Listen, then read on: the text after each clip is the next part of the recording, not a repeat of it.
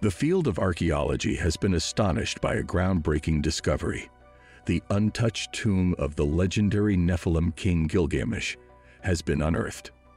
This enigmatic figure from ancient mythology has captivated imaginations for centuries, though many dismissed him as a mere fictional character. In recent times, the world has been astounded by the discovery of Gilgamesh and an ancient Mesopotamian city, which was revealed when the Euphrates River dried up completely.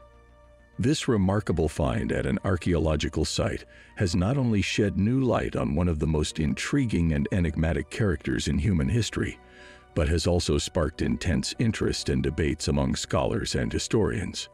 The story of Gilgamesh, the legendary king of Uruk, has captivated audiences worldwide for thousands of years. His enduring legacy is attributed to ancient writings and epic poems that chronicle his remarkable exploits. However, for centuries, the whereabouts of his tomb remained a mystery, leading many to assume that it had been lost to the ravages of time. When weather patterns shifted and environmental factors came into play, the Euphrates River, which had flowed through the area for an extended period, suddenly ceased to flow.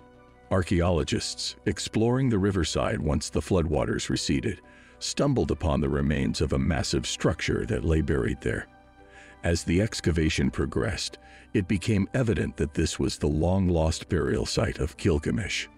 Let us reflect on Gilgamesh's past. According to ancient accounts, Gilgamesh was said to be the offspring of the goddess Ninsumen, also known as Ninsun, the Holy Mother and Great Queen, and the priest king Lugalanda.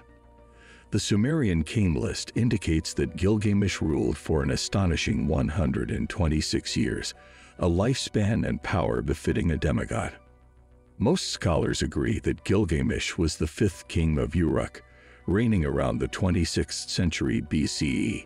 It is believed that his remarkable deeds spawned legends about his divine nature, which later formed the foundation for what is now known as the Epic of Gilgamesh. During the ERIA period, from 2047 to 1750 BCE, Gilgamesh was widely regarded as the greatest ruler in Mesopotamia. Allegedly claiming Lugalbanda and Ninsumen as his parents, he even declared himself the brother of Gilgamesh to enhance his popularity among his subjects. Various interpretations of his name have been suggested, including kinsman is a hero, and the old man is a young man in ancient Sumerian poetry. In the popular book, The Descent of Inanna, Gilgamesh is presented to modern readers as a god who died and was reincarnated. He is depicted as the legendary king of Uruk and the consort of Inanna, or Ishtar. Gilgamesh's rejection of Inanna/Ishtar is only one aspect of his pain. He also mourns the loss of his friend Dumuzi, whom he seduced and then punished by sending to the underworld for half a year. Among the ruins of Uruk and Nineveh, archaeologist Austin Henry Layard discovered an Akkadian translation of the Gilgamesh poem in 1849.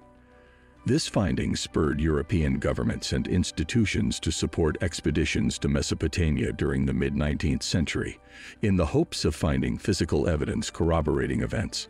While it was once believed that the Babylonian writer Shin-Iqi-Anini was the first named author in the world, the discovery of the works of the poet-priestess Enheduanna, daughter of Sargon of Akkad, changed this perspective.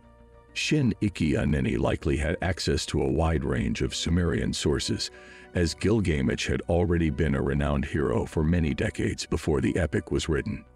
In one of the earliest heroic poems that featured Gilgamesh, the Sumerian tale of Inanna and the Huluppu tree, circa 2900 BCE, Gilgamesh plays the role of a devoted brother to Inanna. Inanna, the Sumerian goddess of law and war, plants a tree in her garden with the intention of using its trunk and limbs for furniture. However, a serpent takes residence at the base of the tree, a female demon settles in its branches, and an Anzu bird makes itself at home in its canopy. Inanna exhausts all her efforts to remove these intruders but fails. Finally, she turns to her brother, the sun god Utu Shamash, for help. Utu declines and instead summons Gilgamesh, who slays the serpent with his mighty sword. Gilgamesh presents the tree trunk to Inanna after the demon and Anzu bird have fled, enabling her to use it as the foundation for a bed and a chair. This is believed to be the earliest known heroic poem featuring Gilgamesh, and it showcases the high regard in which he was held, even in those early times. These narratives paint Gilgamesh as both a hero and a historical ruler, eventually worshipped as a deity alongside one of Mesopotamia's most popular gods, Nana.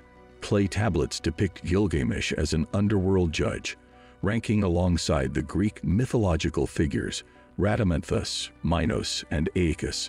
In the poem Gilgamesh, Enkidu, and the Netherworld, which builds upon earlier myths like Inanna and the Hulapu tree, and Enkidu and the Netherworld, Gilgamesh recounts his experiences in the afterlife after returning from the dark realm of Ur-Khaled to retrieve his friend's stolen. The recent discovery of Gilgamesh's untouched tomb has sent shockwaves through the field of archaeology.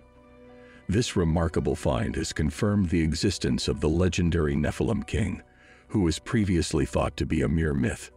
The tomb was unearthed at an archaeological site after the Euphrates River dried up, revealing a massive structure buried beneath its waters.